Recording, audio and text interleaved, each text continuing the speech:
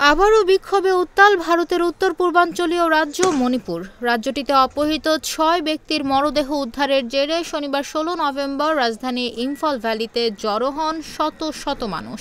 এ সময় টায়ার পুড়িয়ে রাস্তাঘাট বন্ধ করে দেন আন্দোলনকারীরা। এক পর্যায়ে রাজ্যটির ২ মন্ত্রী ও ৩ বিধায়কের বাড়িতে হামলা চালানো হয়। এরপর রাজ্যের মুখ্যমন্ত্রী এন বীরেন সিং এর বাড়িতেও হামলার চেষ্টা চালায় বিক্ষুব্ধ জনতা। এ সময় দরজা ভেঙে জোর করে ভেতরে ঢোকার চেষ্টা করে বিক্ষোভকারীরা। তাদের প্রতিহত করতে পুলিশ ও নিরাপত্তা বাহিনী কাঁদানে গ্যাস ব্যবহার করে। রোববার ১৭ নভেম্বর বার্তা সংস্থা রয়টার্সের প্রতিবেদনে বলা হয়েছে, পরিস্থিতি নিয়ন্ত্রণে রাজধানী ইম্ফলে অনির্দিষ্টকালের কারফিউ জারি করা হয়েছে। ৭ জেলায় বন্ধ করে দেওয়া হয়েছে ইন্টারনেট। সাধারণ মানুষকে সহিংসতার বলি না বানাতে স্লোগান দেন তারা। এ সময় টায়ার পুড়িয়ে রাস্তাঘাটও বন্ধ করে দেওয়া হয়।